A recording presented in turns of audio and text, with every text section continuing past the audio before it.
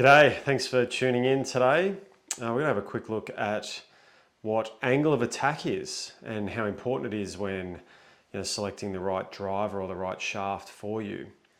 So just quickly, angle of attack is a key factor when choosing the right shaft, and it can influence particularly spin rates. Now, spin is created by a lot of factors, contact and path and a few other things. But, two of the biggest factors when generating spin with your driver is the speed that you swing and then the angle of attack or the loft that's presented to the ball. Okay, so for me, I swing around 100, depending on, how many balls I've hit for the day or how warm I am. But I'll show you a quick visual of what angle of attack is. So if you pop over here, I've hit a couple of warm-up balls, and we can see in this bottom left-hand picture here, the angle of attack is when we're looking at the toe of the club, from directly at the player, and it's this red line here, 4.8 upwards. Okay. And so what that does, basically you can see I've got now 15 degrees of loft on my driver because I've hit my 9-degree driver swinging about 5 degrees up, and then with the shaft behind it, there's a few other little factors. But I just wanted to show you that's what angle of attack is. It's the direction that the club's moving to the ball. Okay?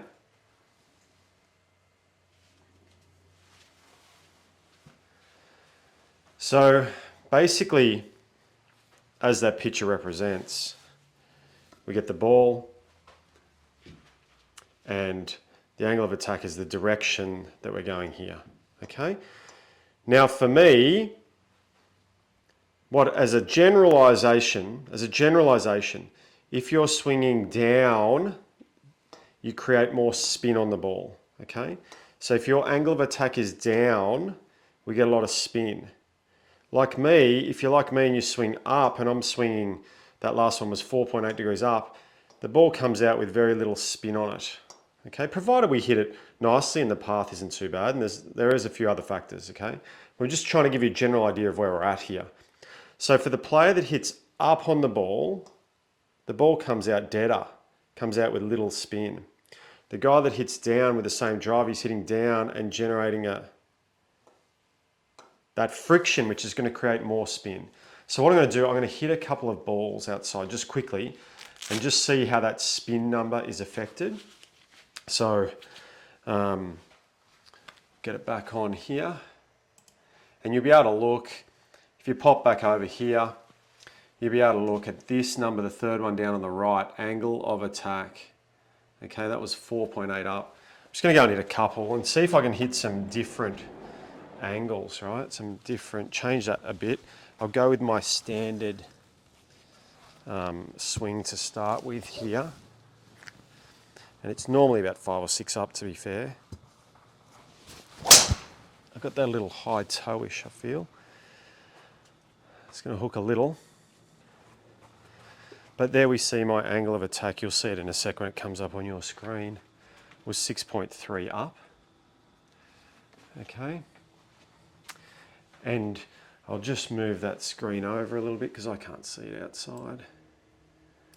So the backspin was only 1,816. It's not much spin at all. Now it was out of the toe and high, but not a lot of spin at all. Okay, so now I'm going to try, I'm not very good at this. I'm just not very great at hitting down, but I'm going to see if I can hit down on one a little bit more than what I normally would. Okay. Now I did that, it's way more down, and I hit it right out of the bottom. So it's a poor example, but it's an example where I'm only 0.7 up. And I did hit it low on the face, but you see the spin spikes up. And so I go from 1800 to 2800. And yes, a lot of that's contact point, I'll be the first to admit, but I'm going to see if I can get one a little bit better out of the middle, but but feeling more down. I've got to feel down on it. I felt like I was a bit more down. And it felt like that was closer to the center, which it was. And so it was only 1.5 up. Okay. And the spin wasn't particularly high, but 2.2. But still, I'm still up, right? And I struggle to hit down on it, to be fair. But it's a great example of 3 hole shots. You can see how those spin rates can really, really change. Now, most of that spin rate is because of contact. You don't want to catch the ball in the bottom of the face. But for someone that hits up, and this is why I use, for hitting up, that's why I use Ventus Red. Because you see in that first example I gave you, only 1800 spin. It's not actually enough spin. I want to be spinning at 2223 at my speed. And the Ventus Red is going to kick my spin up a little bit, okay?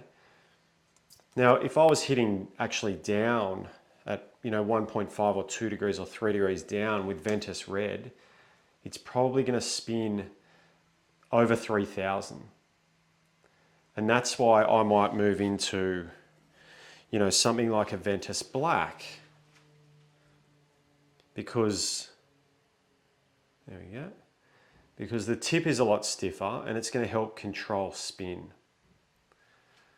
Okay, so while most of us are looking at how high we hit the ball or how low we hit the ball as to when we, decide to choose a type of shaft that we should use, we should always look at our angle of attack and consider that, when we're considering the type of shaft we choose. Like I say, there's a whole bunch of different variables. You could be, mishitting out of the heel or the toe, and it mightn't be the right sort of profile for you. And there's too many variables. But that key factor, I just wanted to point out what angle of attack is and how it can really, it's a spin lowering factor. As you hit more up, you produce less spin. As you hit more down, you produce more spin. And that's what we look at a lot. That's what your fitter should always be looking at, is that angle of attack to see what sort of profile shaft might suit you. Now, I hope all that makes sense. Thanks for tuning in today, and we'll catch you in the next video. Thanks for watching today's video. Make sure you click on like and subscribe. Let us know if there's anything else you'd like to see, and we'll see you in the next video.